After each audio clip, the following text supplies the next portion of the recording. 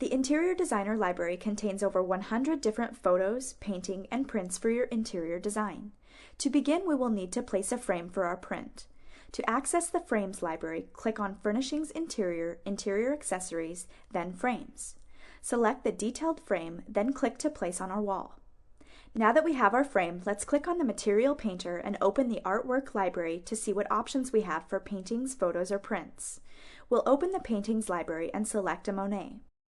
Now all we have to do is click on our frame and the painting is applied. To select artwork from another electronic source, such as your own digital camera, create a new library item by right-clicking on My Materials, choose New, and then Material. Set the name of your print and click on the Texture Radio button. Click the Select button and point to your file on your computer.